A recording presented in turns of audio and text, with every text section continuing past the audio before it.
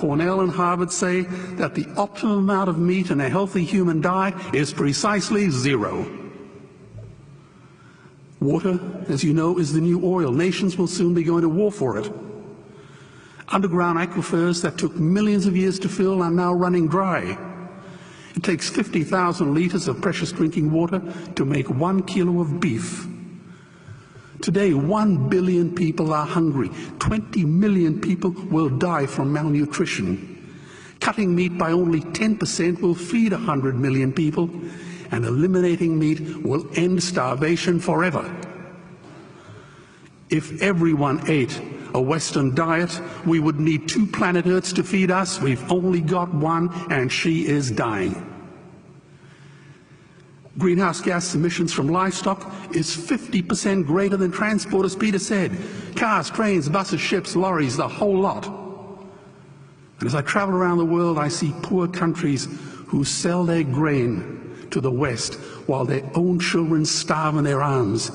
And the West feeds it to livestock so we can eat a steak? Am I the only one who sees this as a crime? Believe me, every morsel of meat we eat is slapping the tear-stained face of a hungry child. When I look into her eyes, do I remain silent? The earth can produce enough food for everyone's need, but not enough for everyone's greed. We are facing the perfect storm.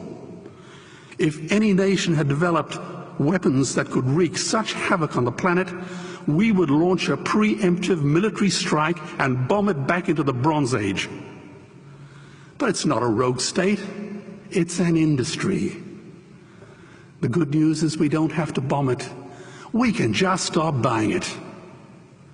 Sir George Bush was wrong. The axis of evil does not run through Iraq, Iran, or North Korea. It runs through our dining tables. Weapons of mass destruction are our knives and forks. Our proposition is the Swiss Army knife of the future. It solves our environmental, water, human health problems and ends cruelty forever. The Stone Age didn't end because we ran out of stones. This cruel, disgusting industry will end because we run out of excuses. Meat is like the 1 and 2 cent coins. It costs more to make than it's worth. And I come from the bush. Farmers are the ones with the most to gain. Farming won't end, it would boom. Only the product line will change. Farmers would make so much money they won't even bother counting it, and I'd be the first to applaud them. Governments would love us. New industries would emerge and flourish. Health insurance premiums would plummet. Hospital waiting lists would disappear. Hell, we'd be so healthy, we'd have to shoot someone just to start a cemetery. So tonight I have 2 challenges for the opposition. 2 challenges. Meat causes a wide range of cancers and heart disease. Would they name one disease caused by a vegetarian diet? And 2, I'm funding the Earthlings trilogy. If the opposition is so sure of their ground, I challenge them to send a copy of the Earthlings DVD to all their colleagues and all their customers. Go on, I dare you.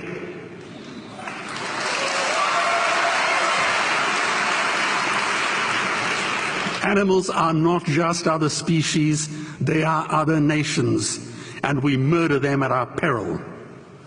The peace map is drawn on a menu.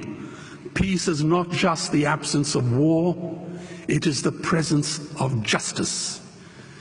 Justice must be blind to race, color, religion, or species.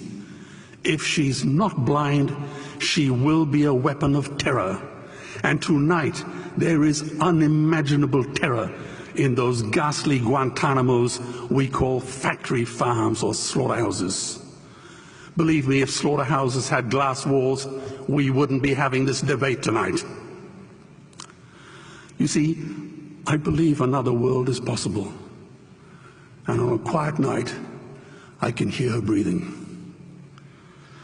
Let's get animals off the menu and out of these torture chambers. Please vote tonight for those who have no voice. Thank you.